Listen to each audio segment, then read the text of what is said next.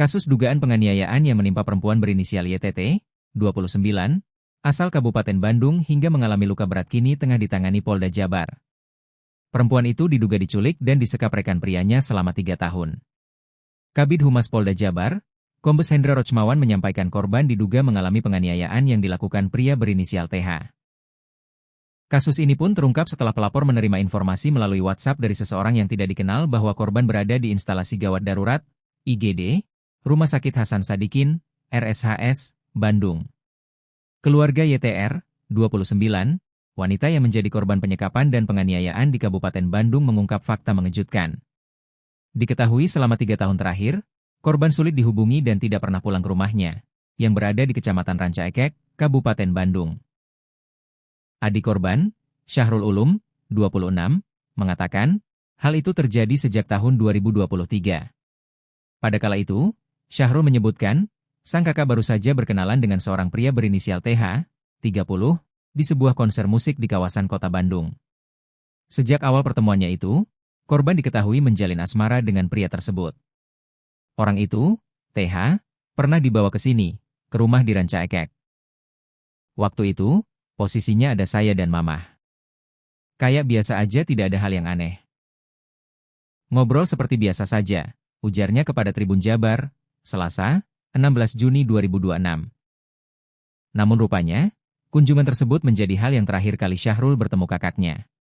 Pasalnya, sejak kunjungan pada 2023 bersama sosok pria itu, korban tidak pernah pulang ke rumah. Bahkan, komunikasi dengan keluarga terbatas.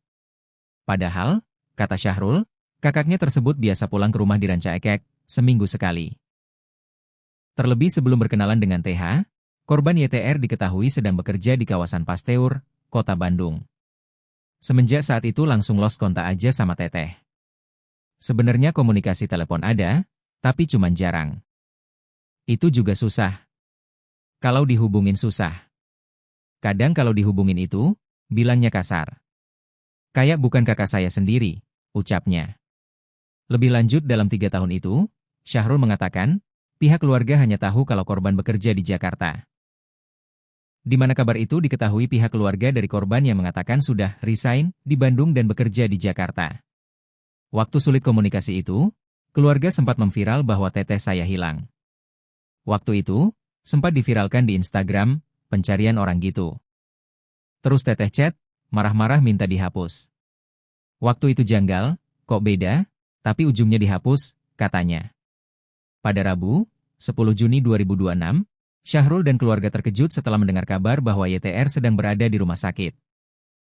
Kabar itu, sontak membuat keluarga gundah gulana, terlebih kabar pada saat itu YTR dikabarkan mengalami kecelakaan. Kami langsung berangkat ke Rumah Sakit Hasan Sadikin, RSHS, sekitar waktu Isya. Setelah tiba, kami terkejut. Soalnya banyak luka. Dokter juga curiga, soalnya ada luka yang sudah lama gitu. Terus katanya yang nganter juga pelaku, TH, ujarnya. Syahrul menceritakan kondisi kakaknya, dalam kondisi mengenaskan. Luka terlihat di sekujur tubuhnya, mulai dari wajah, kepala, hingga tangan dan kaki. Selain itu, kedua matanya pun sudah keadaan infeksi saat dibawa ke rumah sakit.